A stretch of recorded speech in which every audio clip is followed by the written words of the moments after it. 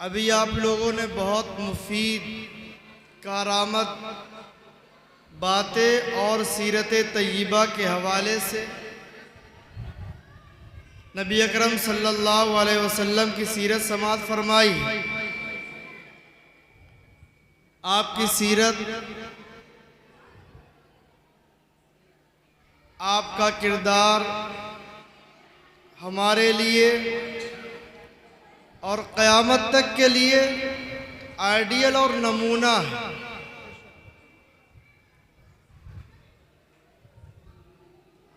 चाहे वो ज़िंदगी आपकी नबूवत से पहले वाली हो या नबूवत के बाद वाली हो,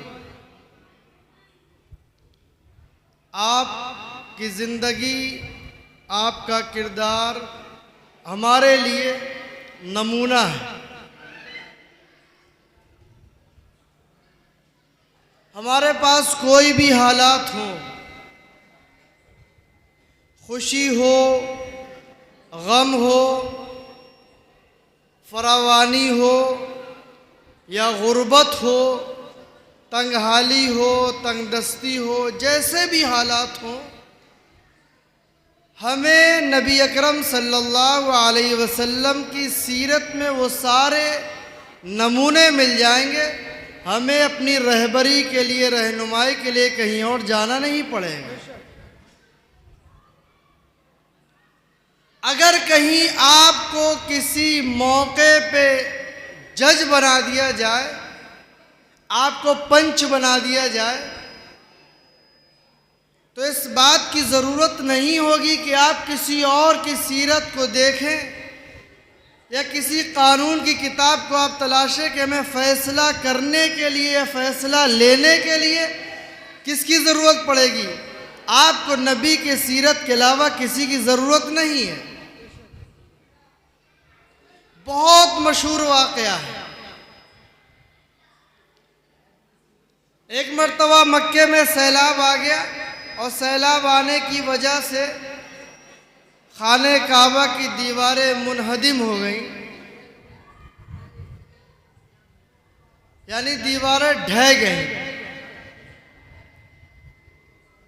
तो मक्के वालों ने खाने काबा को तामीर किया। तामीर करने के बाद अब सबसे बड़ा मसला ये पेश आ गया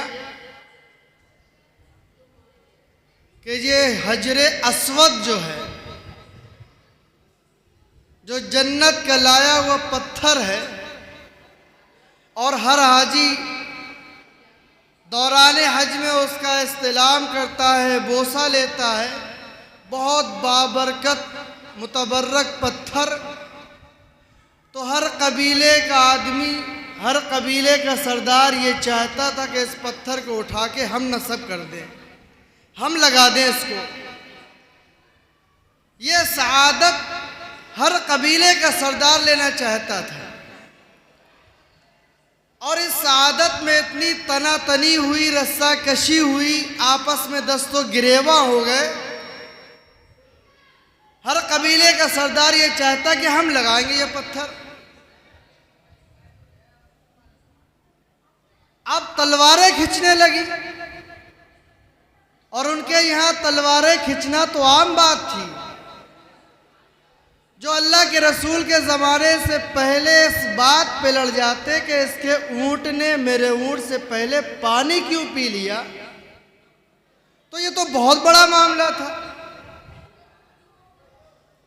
और नस्लों को, पुश्तों को इस बात की तलकीन करते कि जब तक इस घर का एक एक चश्मो चिराग बुझ न जाए, जंग बंद नहीं हो सकती।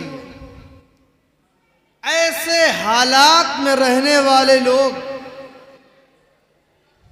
मामला खराब हुआ तो लोगों ने ये कहा कि अगर इस मामले में जो मोहम्मद है सल्लल्लाहु अलैहि वसल्लम जो फैसला कर देंगे वो फैसला हम मान लेंगे।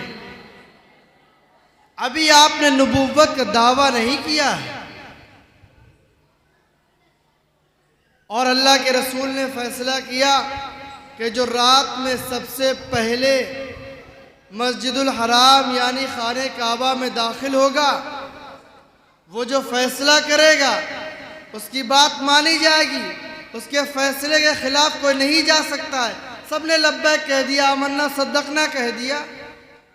और फिर हर कुरैश का कबीला, हर मक्के कबीले का सरदार ये सोच रहा है कि सबसे पहले हम पहुंच रहे हैं खाने काबा में। सब आने लगे, देखा कि अल्लाह के रसूल पहले से मौजूद हैं और आपने फैसला फरमाया, इतना अच्छा फैसला फरमाया जिससे हर कबीले का सरदार खुश और राज़ी हो गया। आपने ये फरमाया कि एक चादर ले लो और उस चादर में हजर अस्वद को रख लो और सारे कबीले के सरदार चादर को पकड़ के खाने काबा के पास हजर अस्वद को लाएंगे और अल्लाह के रसूल ने उठा के हजर अस्वद को अपनी जगह पे रख दिया। यह आपने फैसला फरमाया। यानी जहां जंग की नौबत थी आपने जंग टाल दी। और अगर किसी ने आपको फैसला करने की जिम्मेदारी दे दी तो आप हक बजानिब रहें। आप ये ना देखें कि इसमें बड़ा कौन है, इसमें मालदार कौन है। हमारा फैसला सिर्फ लिल्लाह होना चाहिए, अल्लाह के वास्ते होना चाहिए। हमें ये नहीं देखना है कमज़ोर है तो कैसा फैसला करना है और ताकतवर है तो कैसा फैसला करना है। अल्लाह रब्बुल इज़्ज़त हम सबको नबी की सीरत पढ़ने की भी तौफीक अता फरमाए, समझने की तौफीक अता फरमाए और मज़ीद ये है कि अमल करने की भी तौफीक अता फरमाए। हमारे पास पढ़ने का भी वक्त नहीं है, समझने का भी वक्त नहीं है, हम नबी की सीरत को जानने को तैयार नहीं और फिर नाम तक तो हमें मालूम नहीं है। अल्लाह रब्बुल इज़्ज़त अमल करने की तौफीक अता फरमाए।